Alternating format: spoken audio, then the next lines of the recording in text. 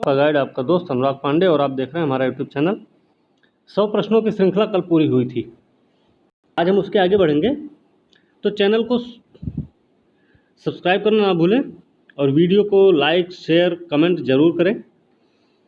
तो चलिए शुरू करते बिना समय गंवाए आज का पहला प्रश्न और इस सीरीज का 101 नंबर प्रश्न। यह वीडियो यूपीएससी और स्टेट पीएससी के लिए बहुत ही इम्पोर्टेंट होगा, इसलिए इसको ध्यान से सुने। तो चलिए शुरू करते हैं। पहला प्रश्न जो कि क्या है कि पेन्ना नदी बहती है, नाम है नदी का, क्या नाम है? पेन्ना नदी। कहाँ कहाँ बहती है इसके बारे में बता दें। तो ये बहती है नंदी पहाड़ी से निकलती है, ठीक है, नंदी पहाड़ी से निकलती है, ये चीज़ आपको ध्यान रखना है। और नंदी पहाड़ी से निकलकर ये कर्नाटक और आंध्र प्रदेश में बहते हुए बंगाल की खाड़ी में गिरती है, ठीक है। तो ये चीज़ आपको ध्यान रखनी है कि नंदी पहाड़ी से निकलती है और बंगाल की खाड़ी में गिरती है, ये बे ऑफ बंगाल में, ठीक है। तो इसका सही उत्तर क्या हुआ? इसका सही उत्तर हुआ ए। चलिए इसकी व्याख्या देख लेते क्या है। इसकी व्याख्या है कि पेन्ना नदी कर्नाटक के चिकबल्लापुर जिले में, चिकबल्लापुर जिले नहीं याद रखना, लेकिन नंदी पहाड़ी से निकलती है, आपको ध्यान रखना है, और उत्तर पूर्व कर्नाटक और आंध्र प्रदेश के माध्यम से क्या होती है, बंगाल की खाड़ी में जाके गिरती है, ठीक है। तो कहाँ निकल रही है? नंदी पहाड़ी, जो कि कर्नाटक में स्थित है, और ये उत्तर पूर्वी कर्नाटक से में बहते हुए आंध्र प्रदेश को पार करके कहाँ जाती है? बंगाल की खाड़ी में गिरती है, ठीक है। तो ये समाचार में क्यों आया? अभी करंट का न्यूज़ है, इसलिए आया क्योंकि यहाँ पे 300 साल पुराने श्री नागेश्वर स्वामी मंदिर, जो कि लगभग 8 दशकों से रेत में दफन था, मतलब रेत में दबा हुआ था, का खुलासा हुआ है। का खुलासा हुआ किसका? श्री नागेश्वर स्वामी मंदिर, जो कि 300 साल पहले पुराना था और लगभग 8 दशक से रेत में दबा हुआ था। इसका खुलासा हुआ किसने किया है? नेल्लोर के चेराजाला मंडल के पेरूमला पडु के ग्रामीणों ने किया। इसका खुलासा किसने किया है? नेल्लोर जिला है, यहाँ पे चेराजाला मंडल है, वहाँ पे एक गांव है पेरूमला पडु, गांव के ग्रामीणों ने क्या किया? इसका खुलासा किया है। ये क्या है कि मंदिर लंबे समय तक दबा हुआ था, क्योंकि पेन्ना नदी ने क्या किया कि अपना रास्ता बदल दिया था, ठीक है। पेन्ना नदी ने क्या किया? अपना रास्ता बदल दिया, और उसमें फिर क्या हुआ, 1850 के बाद बाढ़ आई थी पेन्ना में, शायद उसी की वजह से यह मंदिर जो है रेत के टीलों में डूब गया था, ठीक है। चलिए अगला प्रश्न देखते हैं। अगला प्रश्न क्या है? ये भी करंट अफेयर से संबंधित है कि द सोलर ऑर्बिटर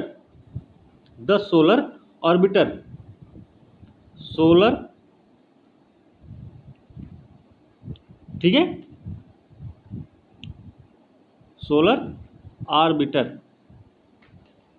तो ऑर्बिटर है। अब देखते हैं इसके संबंध में बताना कि कौन सा कथन सही है, ठीक है। ये कौन सा कथन सही है? तो एक आंतरिक हेलियोस्फीयर और नवजात सौर हवा के विस्तृत माप का प्रदर्शन करने और सूर्य के ध्रुवीय क्षेत्रों के करीब से प्रदर्शन करने का विचार है।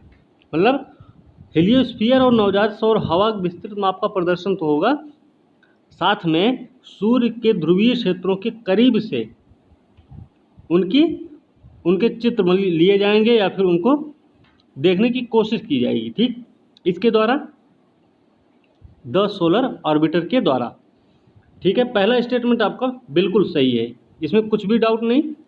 दूसरा स्टेटमेंट है कि यह नासा द्वारा पार्कर सोलर प्रोब के प्रतिस्थापन के रूप में विकसित किया गया है। पार्कर सोलर प्रोब के प्रतिस्थापन के रूप में विकसित किया गया है, ये तो नहीं, लेकिन यह जो है नासा के द्वारा नहीं किया गया, ठीक है। इसके लिए कौन सा है? यूरोपीय स्पेस एजेंसी, यह यूरोपीय स्पेस एजेंसी का उपक्रम है। ठीक है, चलिए, तो दूसरा स्टेटमेंट क्या हुआ आपका, गलत हो गया। सही उत्तर क्या हुआ, ए। चलिए देखते हैं इसकी व्याख्या क्या है।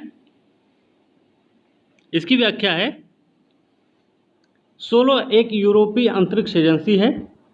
इसे एरो स्पेस कंपनी एयरबस के द्वारा यूके में स्थापित किया गया था। ईएसए को एरो स्पेस कंपनी एयरबस के द्वारा यूके में स्थापित किया गया था। किसको, सोलो को।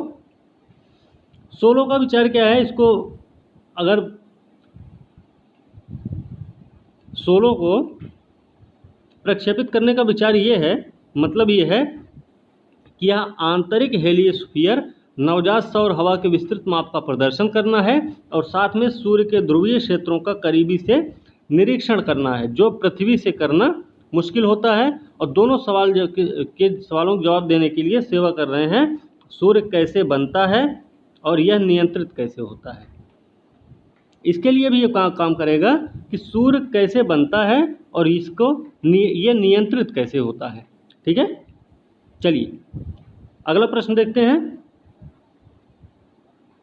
अगला प्रश्न है, पार्श्वनाथ के बारे में बताना है। पार्श्वनाथ के बारे में क्या बताना है कि पार्श्वनाथ किस धर्म से जुड़े हुए थे। तो इनके बारे में क्या है, ये जैन धर्म से जुड़े हुए थे। पार्श्वनाथ के बारे में कुछ चीज़ें ध्यान रखनी है कि बनारस से संबंधित हैं ये। ठीक है, सम्मेद शिखर पर ज्ञान प्राप्त हुआ इनको, ये भी आपको पता होगा। 23वें तीर्थंकर हैं, 23वें तीर्थंकर हैं। बात तीर्थंकर की आती है तो तीर्थंकर क्यों कौन होते हैं।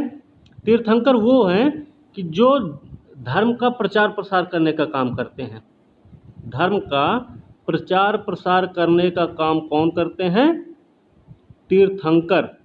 ठीक है, एक और शब्द है इसमें, निर्ग्रंथ।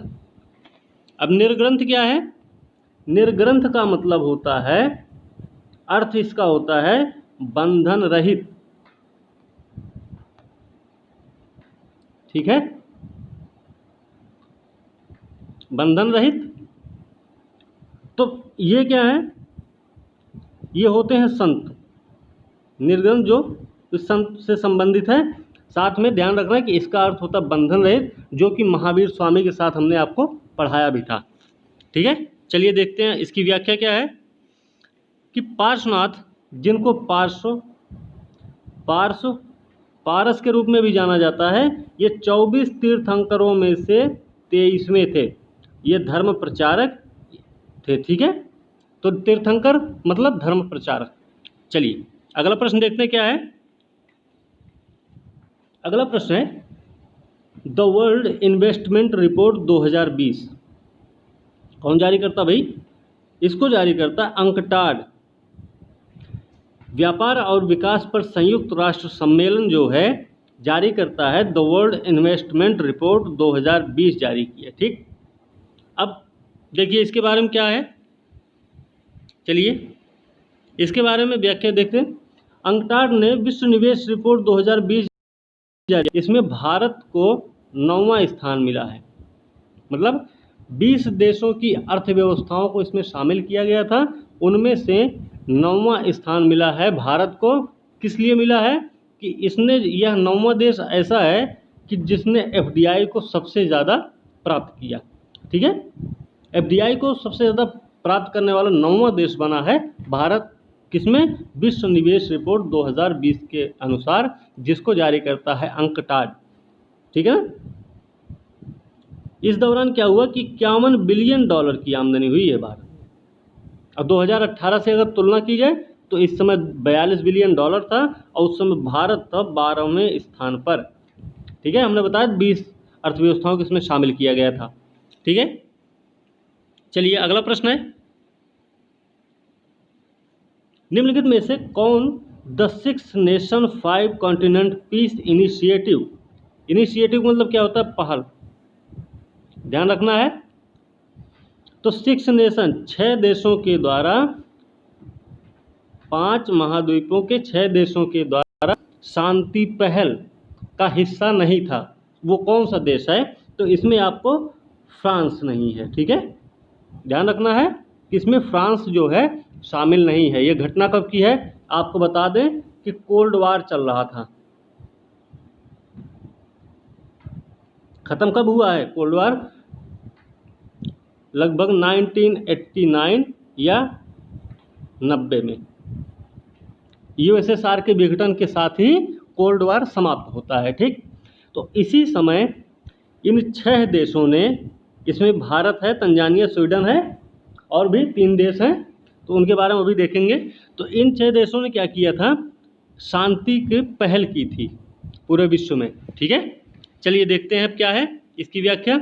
इसमें फ्रांस को शामिल नहीं किया गया, फ्रांस इसमें नहीं था शामिल। ठीक है, चलिए देखते हैं। 6 नेशन पीस इनिशिएटिव संयुक्त राज्य अमेरिका और सोवियत के बीच शीत युद्ध और परमाणु हथियारों की दौड़ को समाप्त करने में मदद करने के लिए सरकार के 6 प्रमुखों द्वारा संयुक्त पहल है। ये 6 सरकारों की प्रमुख पहल है क्या? 6 नेशन पीस इनिशिएटिव। ठीक है, अब देखते हैं क्या है। ये तो आपको समझ में आया, अमेरिका और सोवियत संघ के बीच शीत युद्ध और परमाणु हथियारों की दौड़ चल रही थी। अब देखिए, यह कार्यक्रम जारी कब तक रहा है? 1989 तक। कभी कभी इसको क्या बोलते हैं? 5 कॉन्टिनेंट पीस इनिशिएटिव के रूप में भी जाना जाता है। और ये इसके मूल 6 नेता थे। 6 नेता कौन कौन से थे? तो अर्जेंटीना के राष्ट्रपति रहे राउल अल्फिंस। राउल अल्फिंस रहे अर्जेंटीना के राष्ट्रपति। भारत के प्रधानमंत्री रहे इंदिरा गांधी। ठीक है, एक नाम बना था, एक ये भी है। ठीक है, तो राउल अल्फिंस है अर्जेंटीना के राष्ट्रपति, भारत के प्रधानमंत्री इंदिरा गांधी, और मेक्सिको के राष्ट्रपति हैं मिगुएल डेला मैड्रिड। तंजानिया के राष्ट्रपति हैं जूलियस निएरे, और स्वीडन के प्रधानमंत्री रहे हैं ओलोफ पाल्मे। साथ में ग्रीस के प्रधानमंत्री एंड्रियास पापांडोव। ठीक है, ये 6 लोग रहे इसमें शामिल। अगले 5 वर्षों के दौरान क्या हुआ? इंदिरा गांधी को भारत के प्रधानमंत्री राजीव गांधी और स्वीडन के प्रधानमंत्री, जो क्या नाम इनका स्वीडन के प्रधानमंत्री का? Olaf Palme. इनके स्थान पर किसको लाया गया? इंगवार कार्लसन को। ठीक है, क्यों? क्योंकि उस दौरान इन दोनों की मृत्यु हो चुकी थी, मतलब इंदिरा गांधी भारत में, तो इनकी जगह कौन आए? राजीव गांधी। और ओलोफ पाल्मे की जगह पे कौन आते हैं? इंगवार कार्लसन, जो कि स्वीडन के प्रधानमंत्री थे। ठीक है, चलिए अगला प्रश्न देखते हैं क्या है। प्रश्न नंबर 106। यदि राष्ट्रपति का कार्यकाल मृत्यु से खाली हो जाता है तो नवनिर्वाचित राष्ट्रपति पूरे 5 साल के लिए पद पर बने रहेंगे। यहाँ बात हो रही है क्या? मृत्यु की, ना कि पद से हटाने की। पद से हटाने कैसे? महाभियोग से।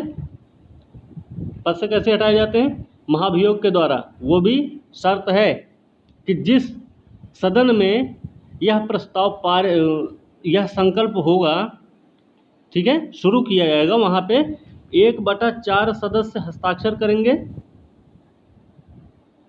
साथ में क्या होगा कि 14 दिन पहले सूचना देनी होगी। 14 दिन पहले सूचना देनी होगी, ये शर्त है, तो ये भी आपको ध्यान रखना है। अब देखिए, अगर राष्ट्रपति का कार्यकाल मृत्यु से खाली हो जाता है तो नवनिर्वाचित जो राष्ट्रपति होंगे वो पूरे 5 साल के लिए पद पर बने रहेंगे। इसमें क्या बताना है? सही नहीं है। ठीक है, तो पहला स्टेटमेंट क्या है? सही है। ठीक है, अगला स्टेटमेंट है कि जब कोई भी व्यक्ति राष्ट्रपति के रूप में कार्य कर रहा होता है तो वह राष्ट्रपति की सभी शक्तियों और प्रतिरक्षाओं का आनंद लेता है। ये सही है क्या? दूसरा स्टेटमेंट आपका क्या है? गलत है। चलिए देखते हैं, दोनों ही स्टेटमेंट आपके गलत हैं। इसके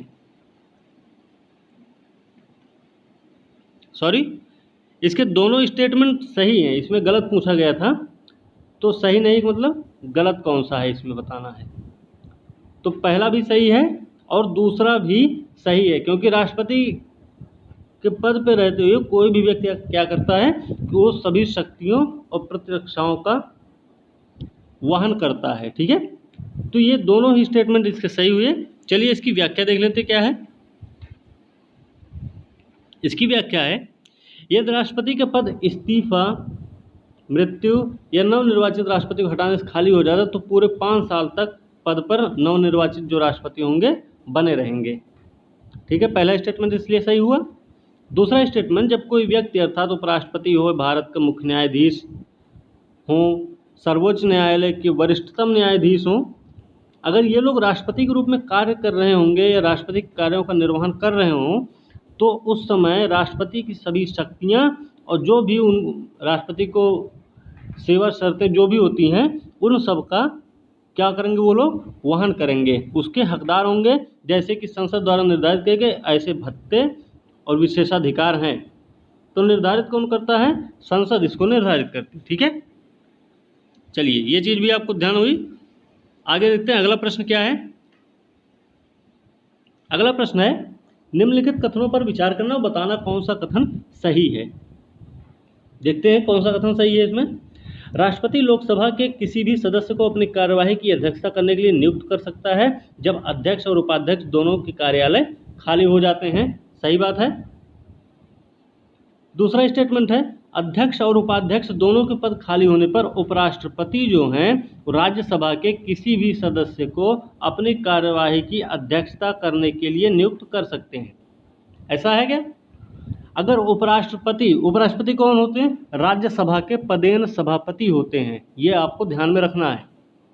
और जब पदेन सभापति खुद हैं उपराष्ट्रपति महोदय, तो वो कैसे अपना पद खाली होने पर वो किसी को अपनी कार्यवाही की अध्यक्षता करने के लिए नियुक्त कर सकते हैं?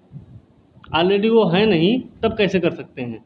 ठीक है, तो दूसरा स्टेटमेंट गलत हुआ, क्योंकि इस उपराष्ट्रपति की जगह क्या होगा, यहाँ पे राष्ट्रपति हो जाएंगे।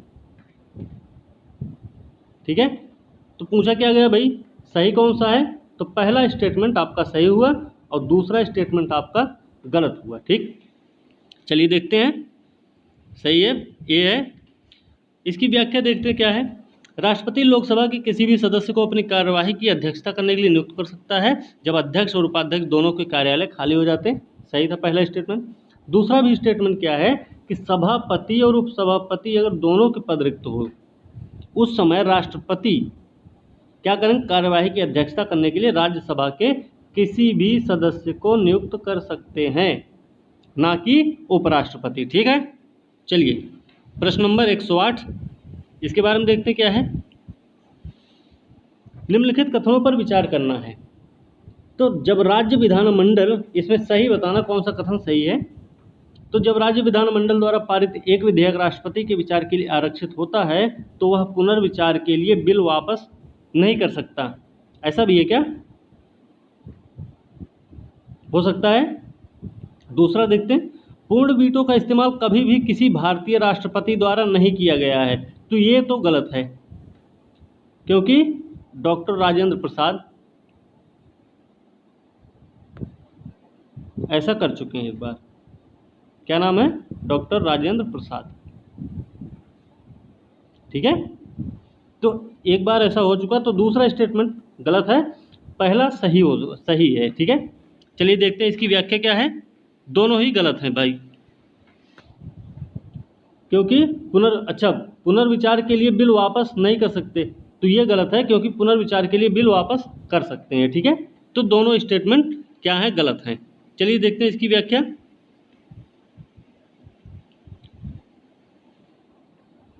जब राज्य विधानमंडल के द्वारा पारित एक विधेयक राष्ट्रपति के विचार के लिए आरक्षित होता है तो वह पुनर्विचार के लिए बिल वापस कर सकता है।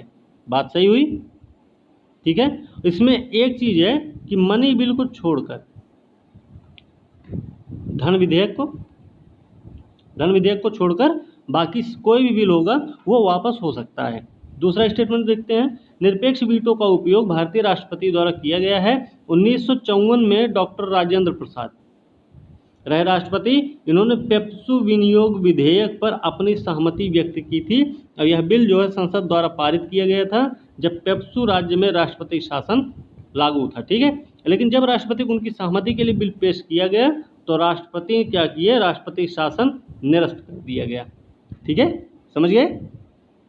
चलिए अगला प्रश्न देखते हैं। निम्नलिखित कथनों पर विचार करना है। एक अध्यादेश तब जारी किया जा सकता है जब संसद का केवल एक सदन सत्र में हो। बात सही है, क्योंकि कोई भी कानून, कोई भी बिल पास होना है तो दोनों सदनों की सहमति ज़रूरी होती है इसमें। ठीक है, अगर एक संसद का एक सदन उस समय सत्र में है तो राष्ट्रपति क्या कर सकते हैं, अध्यादेश जारी नहीं कर सकते, नहीं, अध्यादेश जारी कर सकते हैं। ठीक है, दूसरा स्टेटमेंट है कि भारत में राष्ट्रपति के अध्यादेश निर्माण की जो शक्ति है वो संयुक्त राज्य अमेरिका के संविधान से उधार ली गई है। तो दूसरा स्टेटमेंट आपका गलत हुआ। इसमें पूछा गया है कि सही कौन सा, मतलब गलत कौन सा है। तो गलत कौन सा बताना है, तो इसमें दूसरा स्टेटमेंट आपका गलत हो गया। चलिए देखते हैं क्या है। ठीक है, तो पहला स्टेटमेंट आपका सही है और दूसरा आपका स्टेटमेंट गलत था। इसकी व्याख्या देखते हैं क्या है कि जब एक अध्यादेश तब भी जारी किया जा सकता है जब केवल एक सदन सत्र में हो, क्योंकि एक कानून दोनों सदनों द्वारा पारित किया जा सकता है और अकेले एक सदन के द्वारा नहीं किया जा सकता। ठीक है, दूसरा था कि भारत में राष्ट्रपति के अध्यादेश बनाने की जो शक्ति है वो असामान्य है। संयुक्त राज्य अमेरिका और ब्रिटेन सहित दुनिया के अधिकांश जो लोकतांत्रिक संविधान हैं उनमें ये व्यवस्था नहीं है। ठीक है ना। चलिए अगला प्रश्न देखते हैं, प्रश्न नंबर 110। निम्नलिखित कथनों पर विचार करना और बताना कौन सा कथन सही है। उपराष्ट्रपति के चुनाव के लिए इलेक्टोरल कॉलेज में संसद के निर्वाचित मनोनीत सदस्य होते हैं। बात सही है, गलत नहीं है। उपराष्ट्रपति का चुनाव की बात हो रही है। राष्ट्रपति के चुनाव में क्या होता है, राज्य विधानमंडल के भी सदस्य आते हैं। ठीक है, विधानमंडल के भी सदस्य इसमें शामिल होते हैं राष्ट्रपति के चुनाव में।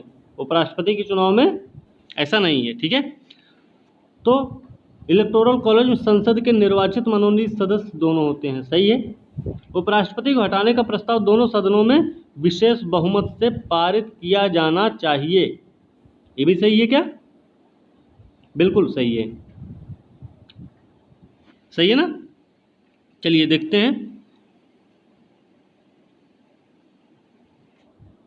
दोनों सदनों से क्या होगा, एक सदन। क्यों, क्योंकि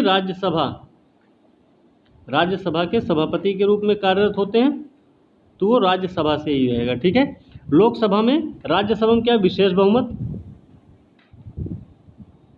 साथ में लोकसभा में साधारण बहुमत से भी काम चल जाता है। ठीक है ना।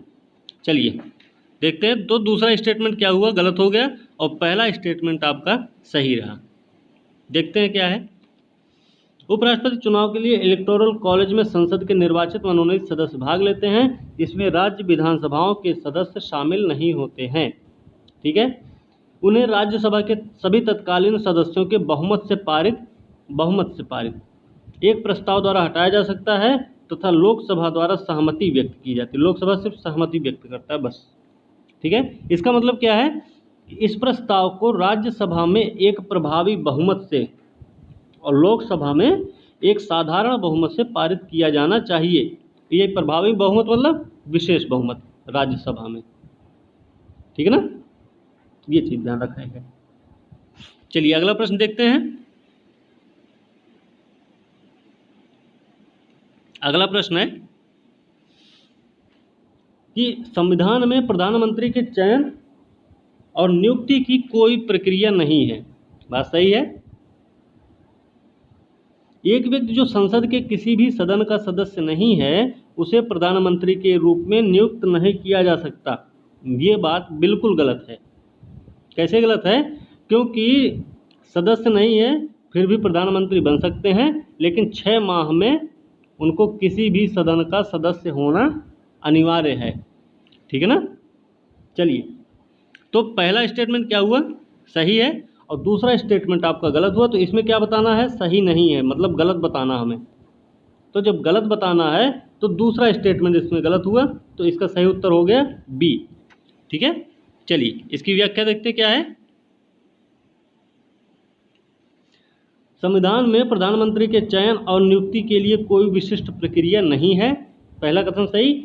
1997 में, ध्यान रखना है, ये मामला कब आया, 1997 में सुप्रीम कोर्ट ने कहा कि जो व्यक्ति संसद के किसी भी सदन का सदस्य नहीं है उसे 6 महीने के लिए प्रधानमंत्री के रूप में नियुक्त किया जा सकता है, जिसके भीतर, मतलब उसी 6 महीने के अंदर में उसे संसद के किसी भी सदन का सदस्य बनना चाहिए, अन्यथा वह प्रधानमंत्री पद से हटा दिया जाएगा। ठीक है, तो ये मामला कब आया, ये कब बोला गया है, 1997 में, ये चीज़ ध्यान रखनी है। ठीक है, तो बाकी सब याद रखते हैं कि 6 महीने के अंदर चुनाव लड़ ले वो प्रधानमंत्री बनेंगे, ये तो सबको पता, लेकिन कब हुआ ऐसा, ये 1997 के मामले से ऐसा हुआ है। ठीक है, तो ये चीज़ आपको ध्यान में रखनी है। अगला प्रश्न देखने क्या है, प्रधानमंत्री की शक्तियों के संबंध में कथनों पर विचार करना, कौन सा कथन सही ये बताना है। तो पहला स्टेटमेंट क्या है, प्रधानमंत्री के राय के अंतर के मामले में एक मंत्री इस्तीफा देने या फिर राष्ट्रपति को उसे खारिज करने की सलाह दे सकते हैं। सही बात, मतलब कि प्रधानमंत्री और किसी मंत्री के विचार अगर नहीं मिल रहे हैं तो उस समय उस मंत्री को इस्तीफा देने के लिए कह सकते हैं, या फिर राष्ट्रपति से उसे खारिज करने के लिए, उसको उस पद से हटाने के लिए भी सलाह दे सकते हैं। ठीक है, तो पहला स्टेटमेंट क्या हुआ, सही हो गया। दूसरा स्टेटमेंट है, एक प्रधानमंत्री का इस्तीफा या मृत्यु जो होती है 6 महीने के भीतर मंत्रियों की परिषद को भंग कर देती है। तो 6 महीने क्यों भाई, प्रधानमंत्री जैसे ही इस्तीफा देंगे तुरंत ही मंत्रियों की जो मंत्रिपरिषद होगी वो तुरंत ही अपने आप समाप्त हो जाती है। ठीक है, तो दूसरा स्टेटमेंट आपका गलत हो गया, पहला स्टेटमेंट आपका सही हो गया। तो इसका सही उत्तर क्या हुआ, ए। देखते हैं व्याख्या भी वैसे ही है कि इस्तीफा देने राय के अंतर के मामले में उसे खारिज करने की सलाह देने के लिए कह सकते हैं। सही बात है, एक अवलंबित प्रधानमंत्री का इस्तीफा या मृत्यु स्वचालित रूप से मंत्रियों की परिषद को भंग कर देती, मतलब अपने आप मंत्रिपरिषद भंग हो जाती है। ठीक है, इस तरह एक शून्य उत्पन्न होता है। ठीक है ना, तो ये चीज़ भी आपको ध्यान में रखनी है कि प्रधानमंत्री जब भी इस्तीफा देंगे तुरंत वो मंत्रिपरिषद भंग हो जाएगी अपने आप। अगला प्रश्न देखने क्या है, भारत के महान्यायवादी देश के सर्वोच्च कानून अधिकारी होते हैं। सही है, इसमें बताना है कौन सा कथन सही नहीं है। तो महान्यायवादी का कार्यालय संविधान द्वारा नहीं बनाया गया है, तो पहला स्टेटमेंट आपका गलत हुआ। ठीक है, दूसरा स्टेटमेंट, उनके पद का कार्यकाल संविधान द्वारा निर्धारित नहीं है, तो पहला तो गलत है। अब तीसरा देखते हैं एक बार कि संविधान में उनके निष्कासन की प्रक्रिया और आधार शामिल नहीं है, तो पहला तो गलत है।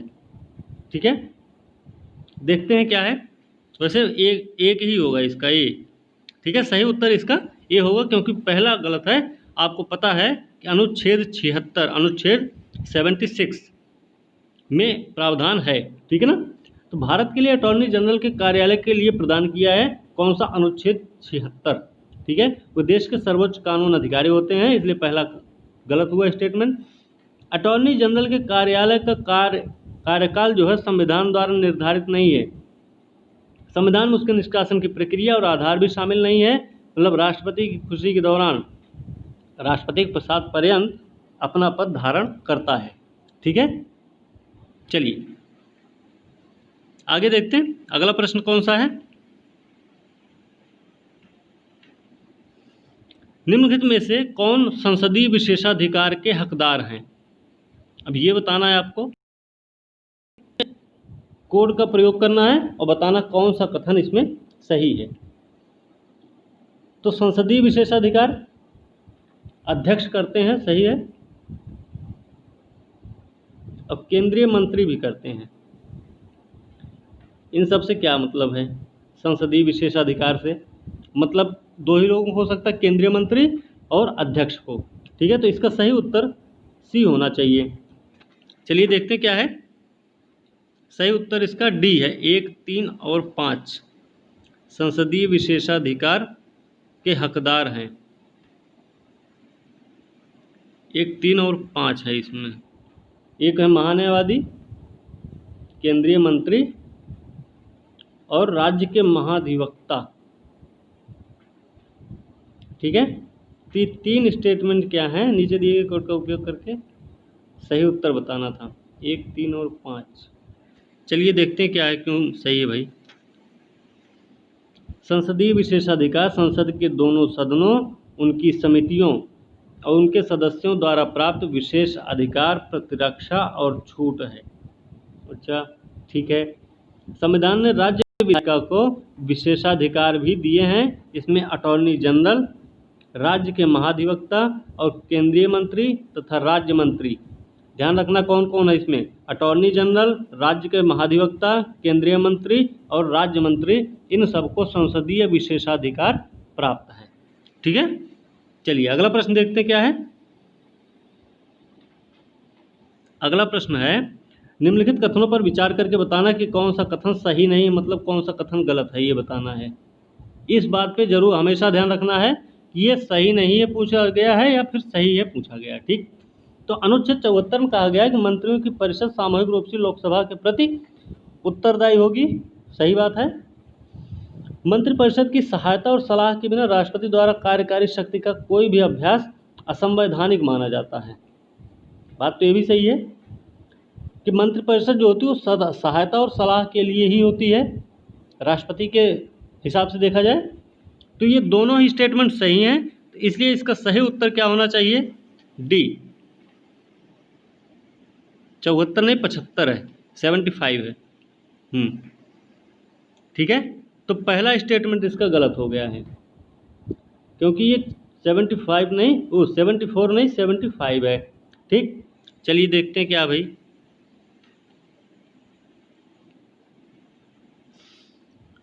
अनुच्छेद 75 स्पष्ट रूप से बताता है कि मंत्रियों की परिषद सामूहिक रूप से लोकसभा के प्रति जिम्मेदार है। सामूहिक रूप से है, ध्यान ये है। इसका मतलब यह है कि सभी मंत्री अपनी सभी चूक, सभी गलती कमीशन के लोकसभा की संयुक्त जिम्मेदारी के मालिक होंगे। ठीक है ना। दूसरी चीज कि राष्ट्रपति मंत्रिपरिषद की सलाह और सहायता के बिना कार्यकारी शक्ति का प्रयोग नहीं करते।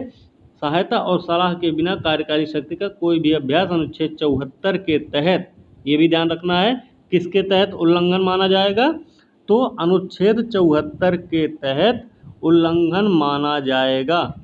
ठीक है, असंवैधानिक भी। ठीक है, ये चीज़ भी आपको ध्यान में रखनी है। चलिए अगला प्रश्न है, प्रश्न नंबर 116। निम्नलिखित में से कौन सा कथन जेट जीरो योजना के संबंध में सही है। जेट जीरो योजना क्या भाई, देखते हैं क्या है। सही उत्तर बताना है इसमें। तो इसका उद्देश्य विमानन क्षेत्र से ग्रीन हाउस गैस उत्सर्जन को कम करना है। बात तो सही है, पहला स्टेटमेंट। दूसरा है कि यह हाल ही में नागरिक उड्डयन महानिदेशक द्वारा लॉन्च किया गया है, DGCA। ये सही है क्या, तो दूसरा भी सही है। ठीक है, चलिए देखते हैं। DGCA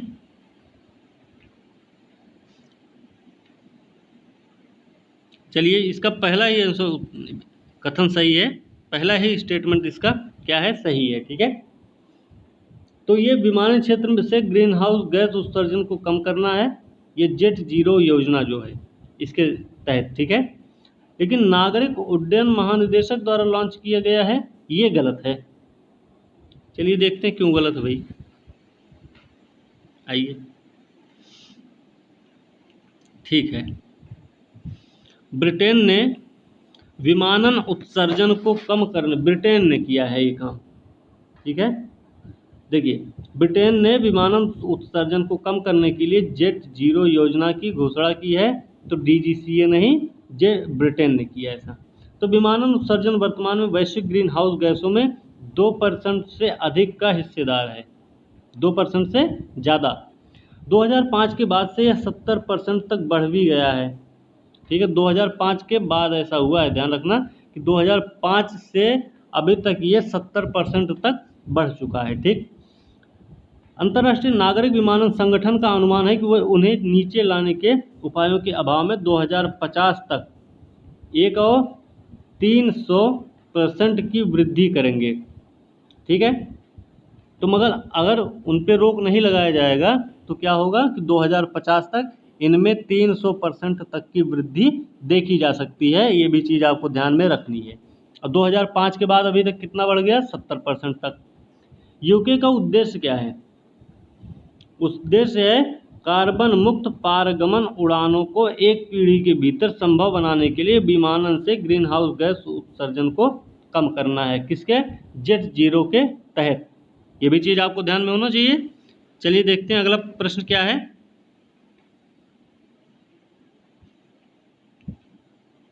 अगला प्रश्न है प्रश्न नंबर 117, आई कॉमेट पहल के संदर्भ में बताना है कौन सा कथन सही है। तो यह पहल भविष्य में एक मजबूत और लचीला ऊर्जा प्रणाली बनाने के विचार के आसपास केंद्रित है। मजबूत और लचीला ऊर्जा प्रणाली बनाने के विचार के आसपास केंद्रित है, तो ये बात सही है। दूसरा है यह नीति आयोग द्वारा संचालित है। नहीं, नीति आयोग के द्वारा संचालित नहीं है, तो इसका सही उत्तर हो जाएगा ए। ठीक है ना। चलिए इसकी व्याख्या देख लेते क्या है। इसकी व्याख्या है कि यह पहल भविष्य में एक मजबूत और लचीला ऊर्जा प्रणाली बनाने के लिए सभी हितधारकों और व्यक्तियों को ऊर्जा दक्षता, नवीकरणीय ऊर्जा और स्थिरता की दिशा में आगे बढ़ने के लिए स्पष्ट आह्वान है ये। ठीक है, सही है। दूसरा है कि energy efficiency services limited, energy efficiency services limited के द्वारा संचालित होता है ये। हैशटैग आई कॉमेट पहल नाम है। क्या नाम है? हैशटैग आई कॉमेट पहल, जो सरकारों, कॉरपोरेट्स, बहुपक्षीय और द्विपक्षीय संगठनों, थिंक टैंक और व्यक्तियों जैसे खिलाड़ियों के विविध सेट को एकजुट कर रही है ये। ठीक है, कि कौन? हैशटैग आई कॉमेट पहल। ठीक ना। तो इसमें सब लोग शामिल हैं, सरकार है, कॉरपोरेट्स, बहुपक्षीय द्विपक्षीय संगठन जो भी हैं, थिंक टैंक और बाकी जो भी व्यक्ति हैं व्यक्तिगत रूप से। ठीक है, तो इसमें सब लोग शामिल हुए हैं। चलिए ठीक है, अगला प्रश्न देखते हैं। प्रश्न number 118, action at a distance. ठीक है, एक्शन एट अ डिस्टेंस शब्द को सबसे उपयुक्त रूप में संदर्भित किया जा सकता है किसके रूप में? क्वांटम एंटेंगमेंट के रूप में संदर्भित किया जा सकता है, एक्शन एट ए डिस्टेंस। ठीक है, इसकी व्याख्या देखते हैं क्या है। Action at a distance Albert Einstein की एक क्वांटम घटना अल्बर्ट के रूप में प्रसिद्ध है। ठीक है, इसको हिंदी में बोलेंगे दूरी पर डरावना कार्रवाई। ठीक है, अब देखते हैं। यह एक ऐसी प्रक्रिया जिसमें दो या दो से अधिक कण जुड़े होते हैं। इसमें दो या दो से अधिक कण जुड़े होते हैं और एक पर की गई कोई भी कार्रवाई दूसरों पर तुरंत ही प्रभाव डालती है। जब दोनों जुड़े हुए हैं तो एक पे अगर कोई काम हो रहा तो दूसरे को भी प्रभावित करेगा। बात तो ये भी सही है, चाहे वह कितने भी अलग क्यों ना हो। यह कई उभरती तकनीकों के केंद्र में है, जैसे क्वांटम कंप्यूटिंग और क्रिप्टोग्राफी। ठीक है, ये भी बात आपको समझ में आई। जो उभरती तकनीकें आज के समय में हैं उनके केंद्र में है, जैसे आपका क्वांटम कंप्यूटिंग हो या फिर क्रिप्टोग्राफी। अगर मान लीजिए इस प्रश्न में क्वांटम एंटेंगमेंट नहीं क्रिप्टोग्राफी दिया गया होता तो दोनों ही सही होते, तो क्रिप्टोग्राफी सही होती। ठीक है, तो चलिए ये चीज़ भी ध्यान रखना आपको। अगला प्रश्न है, निम्नलिखित कथनों पर विचार करना और बताना है कौन सा कथन सही है। इसमें एक है बेंगलोर ब्लू बोलते हैं इसको, बेंगलोर ब्लू बोलते हैं, इसको 2013 में एक भौगोलिक जीआई टैग मिला हुआ है, भौगोलिक संकेत टैग मिला हुआ है 2013 में, और इसका नाम है बेंगलोर ब्लू। तो है क्या ये, क्या हो सकता है ये जो है एक अंगूर की किस्म है, अंगूर की किस्म है जिसका नाम है बेंगलोर ब्लू, और इसको 2013 में जीआई टैग दिया गया है। ठीक है ना। चलिए देखते हैं क्या है, इसका सही उत्तर ए है। चलिए देखते हैं क्या भाई, बेंगलोर ब्लू अंगूर, जिसे बस बेंगलोर ब्लू भी कहा जाता है, एक किस्म की कैसी है, ब्रिटिश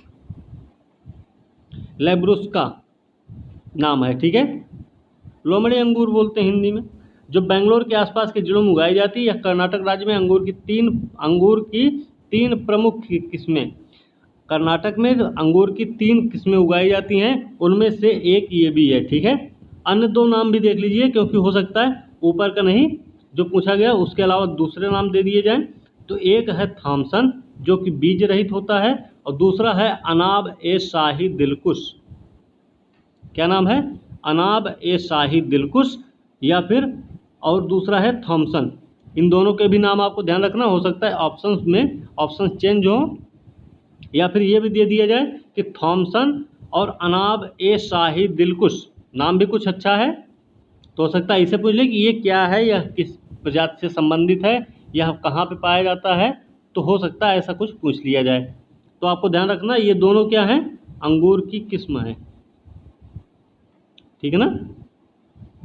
और ये एक ये भी है, कौन सा, बेंगलोर ब्लू, ये भी है, जिसको भारत 2013 में भारत सरकार क्या किया, भौगोलिक जीआई टैग दे दिया था, मतलब जीआई टैग दिया गया। ठीक है, चलिए अगला प्रश्न देखते हैं क्या है।